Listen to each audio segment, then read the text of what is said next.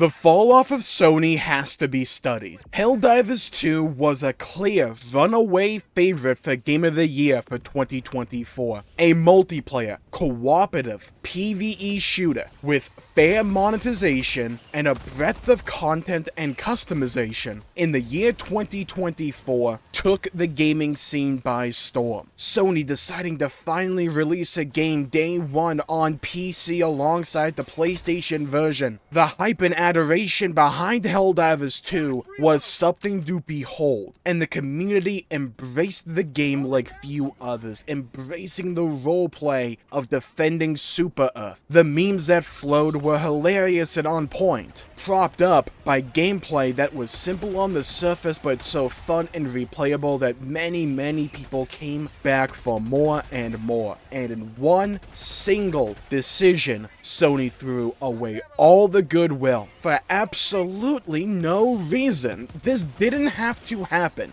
If Sony had just done nothing, they could have coasted to a Game of the Year with Helldivers 2. But they decided to follow through with the idea that on PC, playing the game through Steam, you would have to link your PlayStation Network account to continue to play Helldivers 2, despite the fact that PlayStation Network was not available in every country worldwide, and that everyone was capable of simply playing the game through Steam since launch, using their Steam account. PlayStation Network was not required, despite the fact that it was advertised that you would need a PlayStation Network account on the Steam page if you scroll down a bit. This simple decision would ignite a wildfire that is still raging. An onslaught of negative reviews and refund requests would transpire for Helldivers 2. Internet hate is like a snowball tumbling down a snowy mountain. At some point, it very well may hit a critical mass, and instead of being an ignorable snowball, it becomes an avalanche that seemingly picks up its own momentum. That is what we are seeing with Helldivers 2, because it is by far not the only game on Steam that requires or is going to require linking another account in order to play the game. Microsoft does it, and people hated it when they did it and when Ubisoft and EA did it before. But it feels in a lot of ways that Helldivers 2 is the straw that broke the camel's back. Also because of the unique situation that Helldivers 2 is in, being wildly popular and not requiring this from launch, but is now going to require it. And the game was still sold to a bunch of people that are going to be locked out of playing the game because PlayStation Network is not available in their region. It's an example that scummy business practices don't always have to involve a price point. I think Sony expected some backlash for this, but I can't imagine they expected it to be on this level or to be this sustained, because it's only going to get worse, especially when everyone is forced to eventually link a PlayStation account to continue using or playing Helldivers 2 that they already bought. When this escapes the realm of just internet drama and news coverage and goes into the realm of even the casual player, I can't imagine this is going to go away. I don't imagine this will fully kill Helldivers 2, but I don't ever see Helldivers 2 reclaiming what it once was in the gaming zeitgeist. The game was praised and adored because it abandoned so many other modern gaming trends and principles. It seemingly balked in the face of all of these egregious monetization practices or bad business policies that so many other multiplayer games have been embracing lately. But it just seems as if anger and overall resentment about this policy in regards to Helldivers 2 is only growing and festering. Having to manage so many different logins and accounts simply to play a game on Steam is woefully annoying. It has always been annoying, but is especially so for a game that at this point did not need it. It was fully playable with just a Steam account, which is how games should be on Steam. Realistically speaking, for a lot of people out there, simply linking a PlayStation Network account to Steam is not that big of a hassle. I have a PS5, so I have a PlayStation Network account. It's still annoying, and is going to pose no tangible benefit or gain to me as the consumer before doing so. I'm playing on Steam. Why should I even need to link the PlayStation account to begin with? Especially when I haven't needed to all this time. It's an unneeded annoyance in the best of circumstances, or it's just restricting your access to even play the game in the worst if you're from one of these places where PlayStation Network is not available, and the only way to set one up would be to either buy a console